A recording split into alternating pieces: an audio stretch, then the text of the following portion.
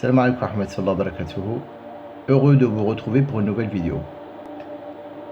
Cette histoire est une histoire véridique qui a eu lieu donc il y a eu très longtemps.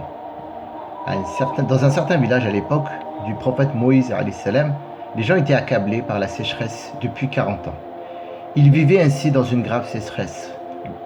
Alors Moussa alayhi salam réunit tout son peuple, soit environ 70 000 personnes. Ils sont allés à l'extérieur de leur localité, dans un grand terrain ouvert, et ils ont commencé à faire Salat al-Istisqa, la prière de la demande de pluie. Tous priaient avec dévotion, prosternés et suppliaient Allah Azza wa Jalla en pleurant: ô Allah, bénis-nous par la pluie, ou sinon nous mourrons, les récoltes et ainsi que le bétail. La vie était devenue difficile, et ils demandèrent la bénédiction d'Allah Azza wa Jalla. Mais malheureusement, aucun signe n'a paru. Moussa alayhi salam ne comprenait pas. Normalement, les du'a des prophètes sont exaucés, mais pas dans ce cas-là. Il dit: ô Allah, j'ai réuni tous ces gens ici. Ils te supplient, ils pleurent tous. Ils se repentent, ils demandent pardon.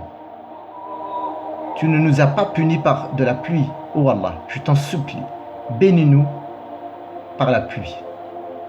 Alors, Allah Azza wa Jalla envoya un message divin, disant, une révélation: dans ce groupe de 70 000 personnes, il y a une personne qui commet des péchés sans arrêt, depuis 40 ans, et qui ne s'est toujours pas repenti.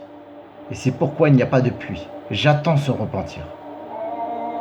Moussa alayhi salam fit l'annonce à tout le monde: il y a une personne parmi vous qui ne s'est pas repenti. Qui que tu sois, tu dois te repentir immédiatement. Il n'y a pas de pluie à cause de toi. Et pas de pluie signifie pas de bétail, pas de récolte, et donc la mort certaine pour tout le monde. Alors la personne s'est dit à elle-même: c'est moi, il parle de moi. Il réalisa qu'il était la personne qui ne s'était pas repentie pendant ces 40 années de péché et de désobéissance. Mais il s'est dit: si je me lève et fais quelque chose maintenant, ou si je me prosterne ou fais des du'a ou autre chose, tout le monde va réaliser que je suis cette personne.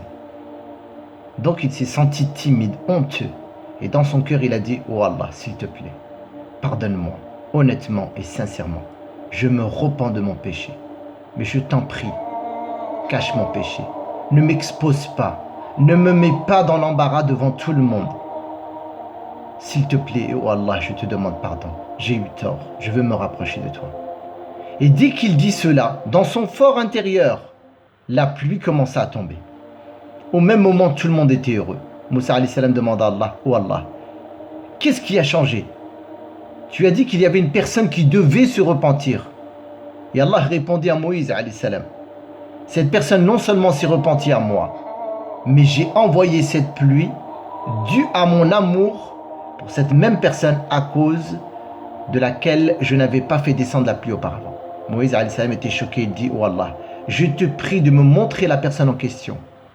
Qui est cet esclave qui est tant bien aimé par toi et dont tu as attendu 40 ans se repentir? Allah répondit à Moïse alayhi salam: ô Moussa, quand il commet des péchés, quand il me désobéissait, je ne l'avais pas exposé devant tout le monde. Maintenant qu'il est revenu vers moi, pourquoi devrais-je l'exposer?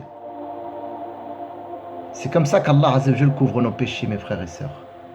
Rien n'est plus désapprouvé et détesté par Allah que le fait de dévoiler nos péchés. Si Dieu nous a couvert nos péchés, c'est une manifestation du nom d'Allah Azza wa Jalla, As-Sittir, celui qui cache nos péchés. Allah Azza wa Jalla, par sa miséricorde et sa sagesse, s'il démontrait nos péchés aux uns envers les autres, nous ne pourrions même pas supporter la compagnie d'un tel ou d'un autre, ou même nous ne pourrions même pas nous enterrer les uns et les autres. Alors, As-Sittir, ou cette histoire, nous montre que nous ne devons pas dévoiler nos péchés. Le prophète alayhi salam à ce sujet nous dit dans un hadith éloquent: Kulla ummati mu'afa illa al-mujahirin, wa inna min al-mujahara an ya'mal al-rajul bil-layl عملا ثم يصبح وقد ستره الله فيقول: يا فلان عملت البارحة كذا وكذا وقد بات يستره ربه toute ma communauté est protégée, dit le prophète sallallahu alayhi wa sallam, voire à l'abri, sauf ceux qui se dévoilent. Car celui qui se dévoile est l'homme qui fait le péché la nuit, et Allah Azza wa Jal ne l'avait pas dévoilé. Mais lui, au bon matin, il va vers les gens et il leur dit: j'ai fait telle chose hier et j'ai fait telle chose hier. Allah n'a pas dévoilé, il ne l'a pas dévoilé toute la nuit. Ces genres de gens qui dévoilent leurs péchés à autrui s'exposent à la colère divine et au fait d'être rejetés de la miséricorde d'Allah.